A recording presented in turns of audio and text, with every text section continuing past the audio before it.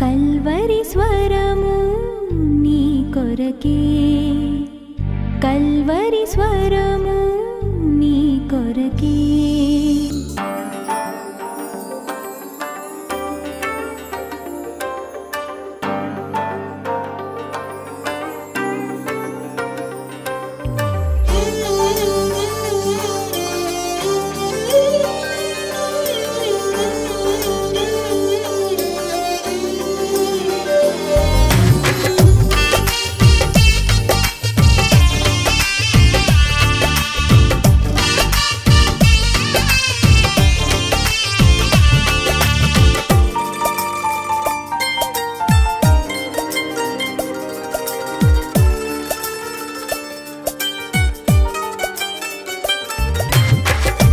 చిత్తము నాలో జరిగించుమో దేవా, పనికొచ్చే పాత్రగా నన్ను వాడుకో యేసయ్యా.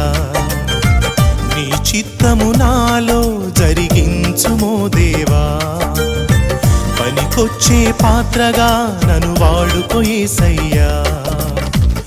నీ కోసమేగా ఈ జీవితం, నీ సేవకేగా అది అంకితం. నీ కోసమేగా ఈ జీవితం, నీ సేవకేగా అది అంకితం. నీ చిత్తము నాలో జరిగించుమో దేవా, పనికొచ్చే పాత్రగా నన్ను వాడుకో యేసయ్యా.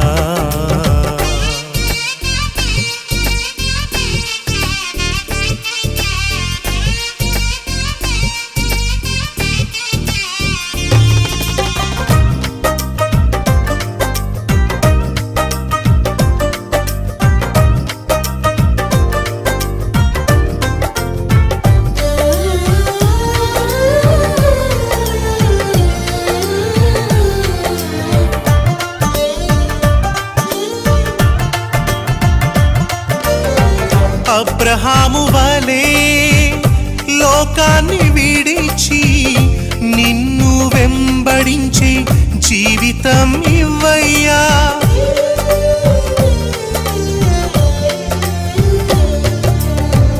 అబ్రహాము వలే లోకాన్ని విడిచి నిన్ను వెంబడించే జీవితం ఇవ్వయ్యా. యాకోబు వలే మోసాన్ని విడిచి నీతో జీవించే జీవితం ఇవ్వయ్యా. యాకోబు వలే మోసాన్ని విడిచి నీతో జీవించే జీవితం ఇవ్వయ్యా. నీ చిత్తము నాలో జరిగించుమో దేవా, పనికొచ్చే పాత్రగా నన్ను వాడుకో యేసయ్యా.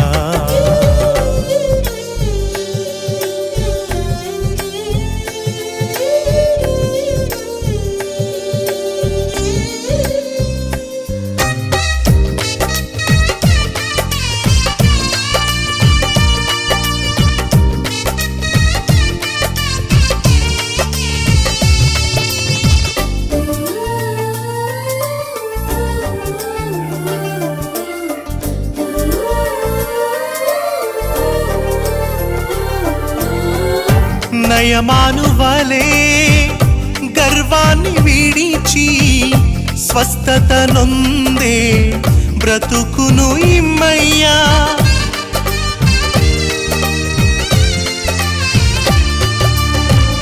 నయమాను వలే గర్వాన్ని విడిచి స్వస్థత నొందే బ్రతుకును ఇమ్మయ్యా.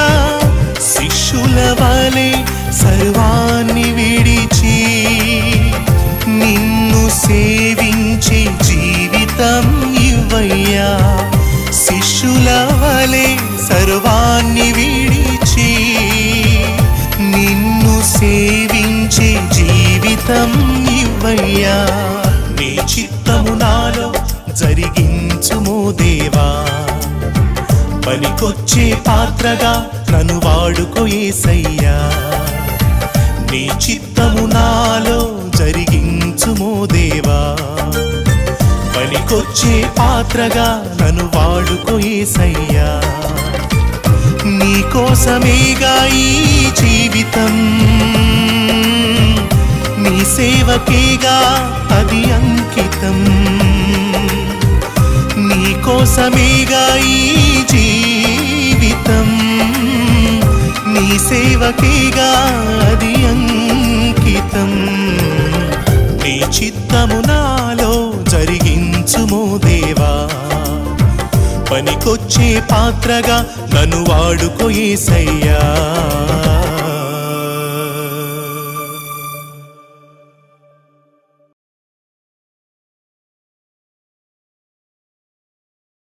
దావీదు తన జీవితంలో సమస్యల గుండా వెళ్తున్నప్పుడు, దుష్టులు తన చుట్టూ మూగినప్పుడు, కష్టంలో తాను ఇరుక్కున్నప్పుడు రాసిన కీర్తన. కష్టంలో ఉన్నప్పుడు, సమస్యల్లో ఉన్నప్పుడు దావీదు ఎవరిని జ్ఞాపకం చేసుకున్నాడు? దేవుణ్ణే జ్ఞాపకం చేసుకున్నాడు. ఆత్మీయంగా జీవిస్తున్న ప్రియ సహోదరుడా, ఆత్మీయురాలుగా ఉన్న ప్రియ సహోదరి, మన ఆత్మీయ యాత్రలో కష్టాల గుండా మనం వెళ్ళాల్సి వచ్చినప్పుడు, సమస్యల గుండా మనం వెళ్తున్నప్పుడు జ్ఞాపకం చేసుకోవాల్సింది ఎవరిని? దేవుణ్ణే. దేవుణ్ణి మనం జ్ఞాపకం చేసుకున్నప్పుడు, ఆయన వైపే మనం తిరిగినప్పుడు ఆయన తప్పక జవాబు ఇస్తాడు. వాస్తవంగా దావీదు ప్రార్థనలో మొట్టమొదటి వచనంలో మనం చూస్తే ఒక మాట అంటున్నాడు, యెహోవా నేను నీకు మొరపెడుతున్నాను కదా, అలా నేను నీకు మొరపెడుతున్నప్పుడు నువ్వు నాకు జవాబు ఇవ్వకపోతే నేను బ్రతకటము కష్టం. అంతేనా? ఏమంటున్నాడు? యెహోవా నేను నీకు మొరపెడుచున్నాను, ఆశ్రయదుర్గమా మౌనముగా ఉండక నా మనవి ఆలకింపుము. నీవు మౌనంగా ఉంటే, నువ్వు నాకు సమాధానం ఇవ్వకుండా ఉంటే, నువ్వు నన్ను కనికరించకపోయినట్లయితే, నీవు నా పట్ల కటాక్షము చూపించకపోయినట్లయితే నేను సమాధిలోనికి దిగువారి వలె ఉందును. ఇంకా నేను చచ్చిపోయినట్టే. నువ్వు నాకు జవాబు ఇవ్వకపోతే, నాకున్న పరిస్థితిని బట్టి నువ్వు నాకు జవాబు ఇవ్వకపోయినట్లయితే నేను చచ్చిపోయినట్టే. ఇంకా నేను బ్రతకడం కష్టం. సాధారణంగా ఈ మాట మన జీవితాల్లో అనేక సందర్భాల్లో అనుంటాం కదా. నాకున్న ఆర్థిక సమస్యలను బట్టి ఇంక బ్రతకడం కష్టం అనిపిస్తుంది. ఒక పక్క నా భార్యకు ఉద్యోగం లేదు, రెండో పక్క నాకున్న ఉద్యోగము పోయింది. ఇప్పుడు మా పరిస్థితి ఎలా ఉందంటే బ్రతకటమే కష్టంగా ఉంది. భార్య పెట్టే హింసకో, భర్త పెట్టే హింసకో, చిత్ర హింసలకో ఇంకా భరించలేక ఎన్నెన్నిసార్లు ఎంతోమంది సహోదరులు ఈ మాట తమ హృదయంలో అనుకోలేదు, ఈ మాట తన తల్లికి ఫోన్ చేసి చెప్పలేదు, తనను ప్రేమించే వారితో చెప్పలేదు. ఏమిటి? నాకు బ్రతకటం కష్టంగా ఉంది, నాకు బ్రతకాలనిపించటం లేదు. ఆర్థిక సమస్యలను బట్టి అప్పులు పాలైపోయి అప్పులు తీర్చడం కష్టమైపోయినప్పుడు మనలో ఎంతమంది ఈ మాట అన్నా నాకు బ్రతకటం కష్టంగా ఉంది, పూట గడవడం కష్టంగా ఉంది, ఈ ఇరుకు ఇబ్బందుల్లో నాకు చాలా కష్టంగా ఉంది. అఫ్కోర్స్ కొంతమంది అమ్మాయిలు, కొంతమంది అబ్బాయిలు అనొచ్చు, ఆ అబ్బాయిని నేను పెళ్లి చేసుకోకపోతే ఇదో గొడవ, ఆ అమ్మాయిని నేను పెళ్లి చేసుకోకపోతే నేను బ్రతకలేను.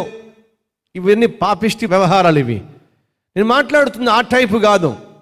సహజంగా మన జీవితంలో అనారోగ్యంతో ఉన్నప్పుడు, నొప్పిని భరించలేనప్పుడు, ఒక సహోదరి రాసింది 12 సంవత్సరాలుగా తలనొప్పట, 12 సంవత్సరాలుగా తలనొప్పట, ఎన్ని మందులు వాడినా తగ్గలేదట. కాసేపు తలనొప్పి ఉంటే అల్లాడిపోతామే, 12 సంవత్సరాలుగా తలనొప్పట. అటువంటి స్థితిలో ఎంతగా బాధపడి ఉంటుందో ఆలోచించండి. తను సాక్ష్యం పంపించింది మన కల్వరి టెంపుల్లో. అలా 12 సంవత్సరాలుగా తలనొప్పితో వచ్చిన తాను ప్రార్థనలో పాలు పంచుకొనగా దేవుడు అద్భుతం చేసి తనను స్వస్థపరిచినట్టుగా తాను సాక్ష్యం పంపించింది. మన ప్రభువు స్వస్థపరచగలవాడు, అందులో సందేహం లేదు. కానీ శరీర స్వస్థతల కంటే ఈ బహు మోసముతోనూ వ్యాధితోనూ నిండిపోయిన ఈ హృదయం స్వస్థపరచబడితే, ఇది బాగుపడితే మనల్ని పరలోకానికి తీసుకెళ్తుంది. ఈ శరీరం స్వస్థపడి పాపంలో జీవించి నరకం పోవడం కంటే హృదయము స్వస్థపరచబడి ఒక కాలుతో ఒక చేయితో పరలోకానికి వెళ్ళడమే మేలు అనే సత్యము మర్చిపోవద్దు. తలనొప్పితో, కడుపు నొప్పితో, ఆ నొప్పితో, ఈ నొప్పితో బాధపడుతున్నప్పుడు, వ్యాధితో బాధపడుతున్నప్పుడు ఎంతమంది బ్రతకడం చాలా కష్టంగా ఉంది. బ్రతుకుతానేమో అనే నమ్మకం కూడా నన్ను విడిచిపెట్టేస్తుంది అని సహజంగా మనం అంటూ ఉంటాం. మరలా చెప్తున్నా, ఆర్థిక సమస్యలను బట్టో బ్రతకడం చాలా కష్టం అని చెప్తున్నావేమో, కుటుంబ సమస్యలను బట్టో బ్రతకడం చాలా కష్టం అని చెప్పి అంటున్నావేమో, పిల్లలు పెడుతున్న బాధ తట్టుకోలేకో వాళ్ళు చేస్తున్న పాపిష్టి పనులు చూస్తూ బ్రతకడం కష్టంగా ఉంది అంటున్నావేమో, లేక శరీరంలో వచ్చినటువంటి బలహీనతలను బట్టి బ్రతకడం కష్టంగా ఉందని చెప్పి అంటున్నావేమో. ఇవన్నీ శరీర సంబంధమైనవే. కానీ బైబిల్లో ఒక వ్యక్తి అంటున్నాడు, యెహోవా నా దేవా, బ్రతకడం కష్టం, నేను బ్రతకటం కష్టం, నేను బ్రతకటం కష్టం. ఎందుకు అంటున్నాడు ఆ మాట చెప్పగలరా? నేను బ్రతకటం కష్టం, నువ్వు కానీ నాతో మాట్లాడకపోతే నేను బ్రతకటం కష్టం. దేన్ని కోరుకుంటున్నాడు? తన జీవితం దేని మీద ఆధారపడిందని చెప్పి తెలియజేస్తున్నాడు. అయ్యా, ఆరోగ్యం లేకపోయినా బ్రతకగలుగుతానేమో, ఆర్థికంగా బలము లేకపోయినా బ్రతకగలుగుతానేమో, నా అన్న వాళ్ళు నన్ను చూసి ప్రేమించకపోయినా బ్రతకగలుగుతానేమో, ఈ లోకంలో నాకు గుర్తింపు ఉన్నా గుర్తింపు లేకపోయినా నేను బ్రతకగలుగుతానేమో, కానీ నువ్వు మాత్రం మాట్లాడకపోతే నేను బ్రతకలేను. దావీదు ఎంతగా దేవుని మాటను ప్రేమిస్తున్నాడో చూడండి. యెహోవా, నేను నీకు మొరపెట్టినప్పుడు నాకు జవాబు ఇవ్వకపోతే ఇంకెవరు జవాబిస్తారయ్యా? నీకు ప్రార్థన చేసినప్పుడు నువ్వు నన్ను పట్టించుకోకపోతే ఇంకెవరు పట్టించుకుంటారయ్యా? నువ్వే నన్ను పట్టించుకోకపోతే ఈ లోకంలో నన్ను ఎవడు పట్టించుకున్న ప్రయోజనము లేదయ్యా. నువ్వే నన్ను ప్రేమించకపోతే ఈ లోకంలో ఎవరు ప్రేమించినా ఆ ప్రేమల్లో నిస్వార్థం కనిపించదయ్యా. ఓ భక్తుడి పాట రాశాడు, మీకు జ్ఞాపకం ఉందా? ఏమని?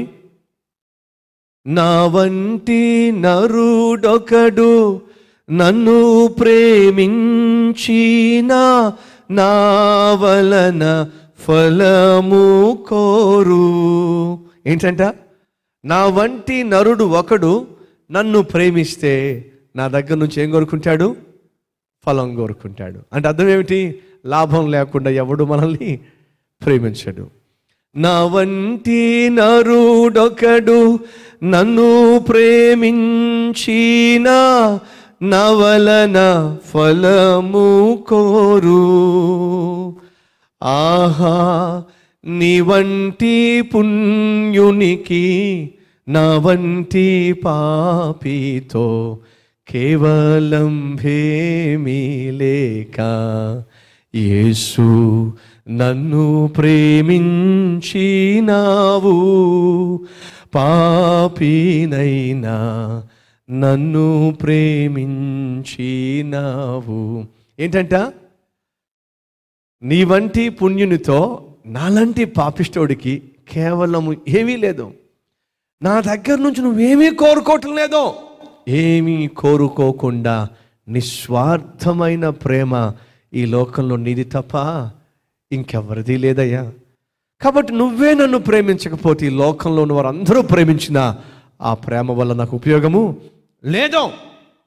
దావీదు అంటున్నాడు, యెహోవా, నేను నీకు మొరపెట్టినప్పుడు, నా కష్టంలో నీ వైపుకు తిరిగి సహాయం కోరుకున్నప్పుడు నువ్వు ఒకవేళ నాకు జవాబు ఇవ్వకపోతే, నువ్వు ఒకవేళ నువ్వు మౌనంగా ఉన్నట్లయితే చచ్చిపోయిన వాళ్ళతో నేను సమానం అయిపోతాను. అంటే అర్థం ఏమిటి? ఇంకా నేను బ్రతకడం నాకు సాధ్యము కాదు. అంతగా దేవుణ్ణి ప్రేమించేటటువంటి మనస్సు మనకుందా? దేవుని మాటల కొరకు అంతగా ఆశించే హృదయం మనకుందా? దావీదు అంటున్నాడు, యెహోవా, నేను నీకు మొరపెట్టినప్పుడు నాకు ఉత్తరమే నాయనా, నేను నీకు మొరపెట్టినప్పుడు నాకు జవాబీ ప్రభువా. ఏమంటున్నాడు? యెహోవా, నేను నీకు మొరపెట్టుచున్నాను, నా ఆశ్రయదుర్గమా మౌనముగా ఉండక నా మనవి ఆలకింపుము. నీవు మౌనంగా ఉన్న ఎడల నేను సమాధిలోనికి దిగువారి వలె అగుదును. నేను నీకు మొరపెట్టునప్పుడు నీ పరిశుద్ధాలయము వైపునకు నా చేతులు ఎత్తునప్పుడు నా విజ్ఞాపన ధ్వని ఆలకింపుము. అయ్యా, నేను మొరపెట్టినప్పుడు వింటావు కదా. నీ మందిరం వైపు చేతులెత్తి విజ్ఞాపన చేసినప్పుడు నువ్వు వింటావు కదా. వినకపోతే నేను బ్రతకటము కష్టము.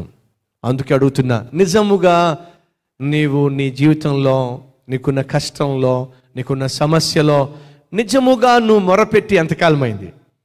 నిజముగా నువ్వు ప్రార్థన చేసి ఎంతకాలమైంది? అమ్మా సహోదరులు, మీరు సాధారణంగా చేసేదని చెప్పమంటారా?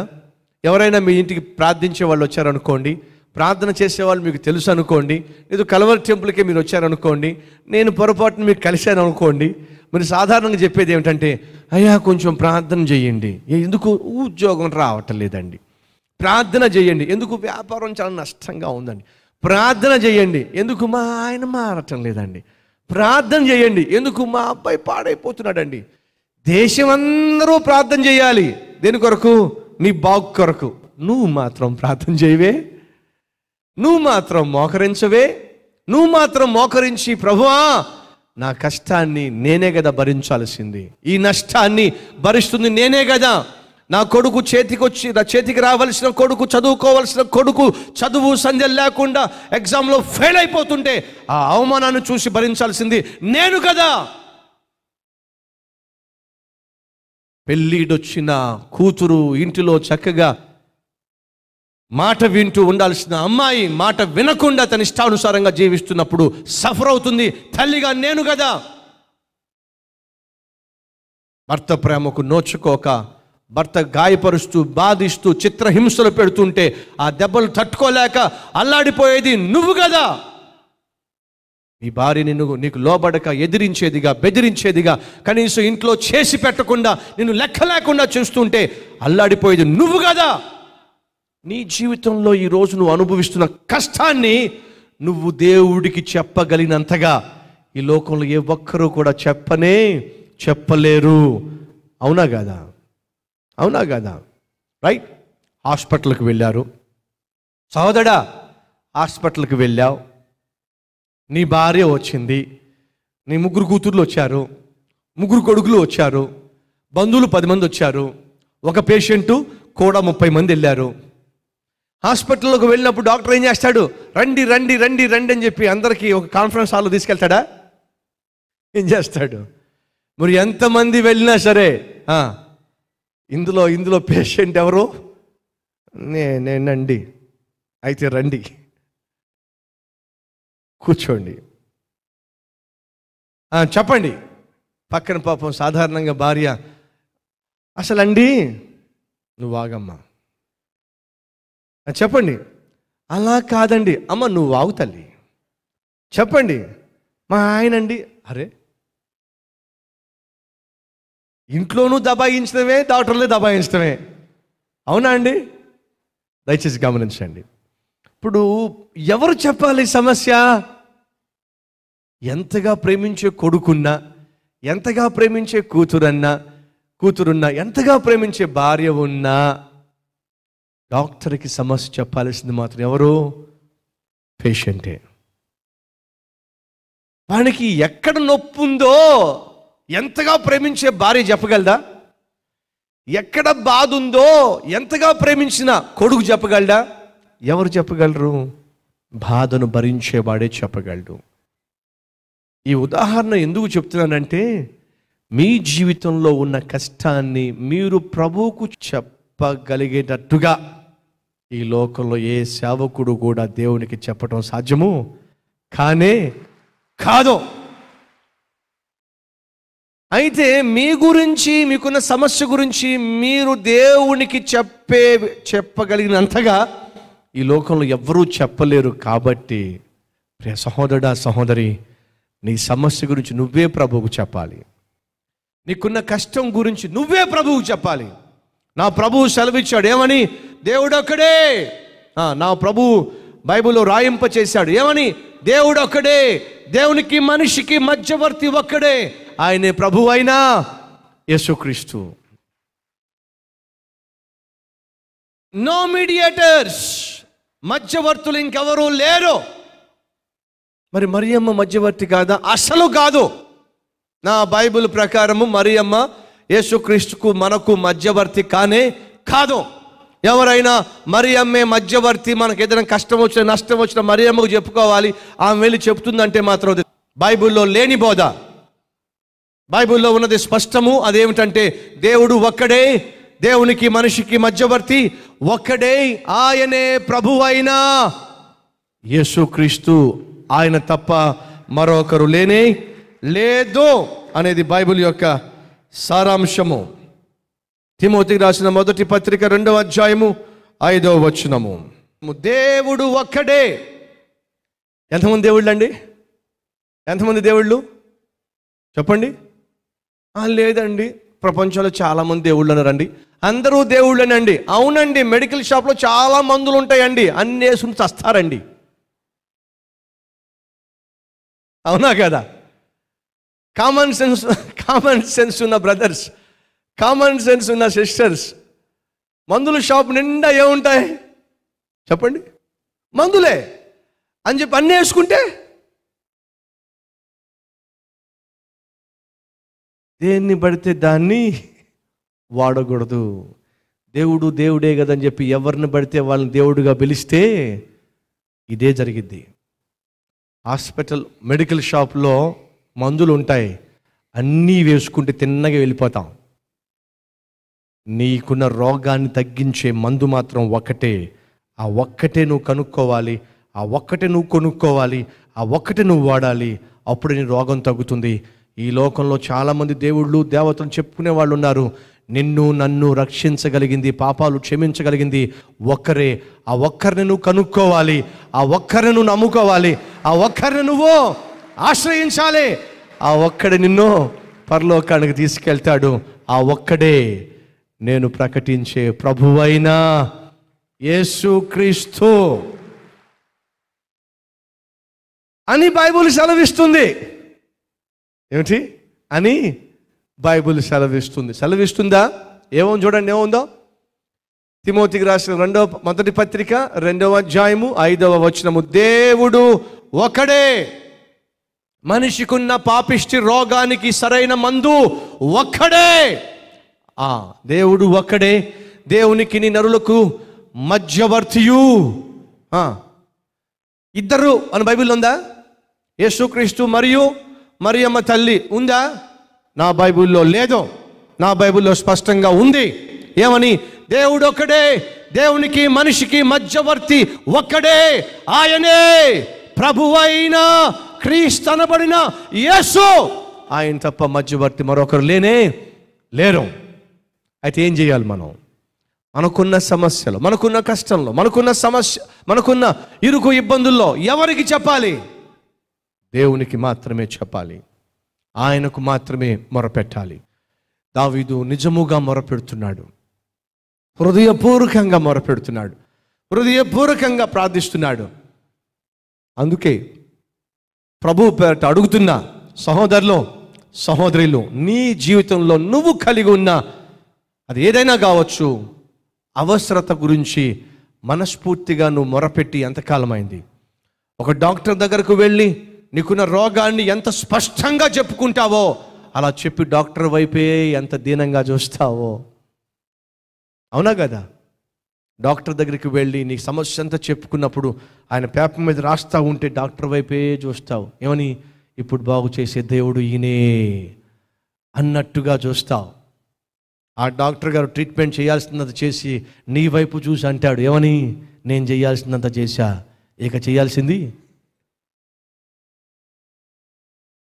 ఎవరో. అర్థమైందా? ఈ లోకంలో ఎవరైనా సరే చివరికి చూడాల్సింది నా ప్రభువు అయిన యేసుక్రీస్తుని. కానీ నువ్వు నేను ఎందుకు చివరిదాకా ఆయన చూడకుండా ఉండాలి? ముందే చూస్తే బాగుంటుందిగా. ముందే ప్రభువును చూస్తే ఎంత బాగుంటుంది? దావీదు అదే చెప్తున్నాడు, ప్రభువా మనుషుల వైపుకు నేను చూడనయ్యా, స్నేహితుల వైపుకు నేను చూడనయ్యా, వీళ్ళ సహాయం కోసం పరుగులు తీనయ్యా, నాకు వచ్చిన కష్టంలో నిన్నే చూసుకుంటానయ్యా. రాజులను ఆశ్రయించుట కంటే, అధికారులను ఆశ్రయించుట కంటే, మనుషులను ఆశ్రయించుట కంటే బైబిల్లో ఏముంది? యెహోవాను ఆశ్రయించుటే మేలు ఉందా? ఎస్. అది తెలిసిన దావీదు ఏం చేస్తున్నాడు? తన కష్ట స్థితిలో దేవునికే మొరపెడుతున్నాడు. మరి దేవునికి మొరపెడితే దేవుడు సమాధానం ఇస్తాడా? ఇవ్వడా? దేవునికి మన కష్టాన్ని చెప్పుకుంటే దేవుడు మన కష్టంలో పాలు పంచుకుంటాడా? పాలు పంచుకోడా? దావీదు కీర్తనలో ఉన్న ప్రత్యేకత మీరు ఎప్పుడైనా చూసారా? కన్నీళ్లతో కీర్తన ప్రారంభిస్తాడు, ఆనంద గానములతో కీర్తనను ముగిస్తాడు. మీరు ఏ కీర్తనైనా చూసుకోండి, నా ప్రభువు ఎవరైనా తన సన్నిధికి వచ్చి కన్నీళ్లతో ప్రార్థన మొదలు పెడితే ఆనందంతో వారిని అక్కడి నుంచి పంపించకుండా నా దేవుడు ఎప్పుడు ఎవరిని విడిచిపెట్టడు. ఏమంటున్నాడు? యెహోవా నా విజ్ఞాపన ధ్వని ఆలకించి ఉన్నాడు. నా దేవుడు చెవులుండి వినేవాడు, నా దేవుడు కళ్ళుండి చూసేవాడు, నా దేవుడు హృదయం ఉండి అర్థం చేసుకునేవాడు, నా దేవుడు మనస్సుండి నీ మనసులో ఉన్న గాయాన్ని తెలుసుకోగలవాడు. నా దేవుడు సజీవుడు.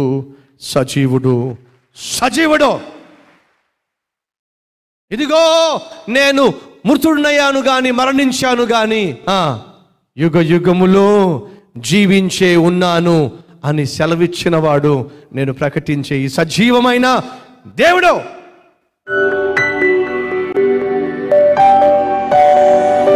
పరిశుద్ధుడు అయిన తండ్రి, మా ఉద్యోగాల్లో పడి, మా వ్యాపారాల్లో పడి, మా పని పాటల్లో పడి అనేక సార్లు మేము మర్చిపోతుంది నిన్నే నాయన. కానీ నువ్వు మాత్రం మమ్మల్ని మర్చిపోవే, నువ్వు మాత్రం మమ్మల్ని నాయన నిర్లక్ష్యం చేయవే. తల్లి అయినా తండ్రి అయినా మరుచునేమో కానీ నేను మాత్రం మరవనని చెప్పావే ప్రభువా. ఇదిగో ఈ సమయంలో మాతో సూటిగా స్పష్టంగా చెప్పావు. ఒక రోగి తనకున్న రోగము గురించి డాక్టర్కి స్పష్టంగా చెప్పినట్టుగా ఇంకెవ్వరూ చెప్పలేరు. అలాగే వ్యక్తిగతంగా మాలో ఉన్న కష్టాన్ని, సమస్యను మేము నీకు వివరించినట్టుగా మరొకరెవ్వరూ వివరించలేరే. కానీ అనేక సందర్భాల్లో వారిని ప్రార్థన చేయమంటున్నావు, వీరిని విజ్ఞాపన చేయమంటున్నావు, వారికి వీరికి ప్రార్థన చేసే బాధ్యతలు అప్పగించి మేం మాత్రం నాయన కనీసం నీ సన్నిధిలో మోకరించి ప్రార్థన చేయలేకపోతున్నాం. ఇది ఇప్పటికే మాలో ఉన్న లోపము. కానీ దావీదు నాయన ప్రార్థనతోనే, నీ నామస్మరణతోనే తన జీవితాన్ని ప్రారంభిస్తున్నాడు, కీర్తన ప్రారంభిస్తున్నాడు. నాయన నిజమే, మా ప్రతి దినాన్ని నీ నామముతో ప్రారంభిస్తే ఎంత బాగుంటుంది, నీ నామస్మరణతో ప్రారంభిస్తే ఎంత బాగుంటుంది, నీతోనే ప్రారంభిస్తే ఎంత బాగుంటుంది. కాబట్టి మా మందిరంలో ప్రతి ఒక్కరిని ప్రభువా ప్రార్థించేవారిగా చేయండి. నీ మీద ఆధారపడి ప్రార్థన చేసేవారిగా మేము ఉన్నట్లయితే ప్రభువా మాకున్న ప్రతి అవసరంలో మీ సహాయాన్ని అద్భుతంగా పంపించుటకు నీవు చాలిన వాడివి. ఆనందభరితమైన సంతోషకరమైన జీవితాన్ని ప్రతి ఒక్కరికి అనుగ్రహించమని యేసు నామములో వేడుకుంటున్నాము తండ్రి. ఆమేన్.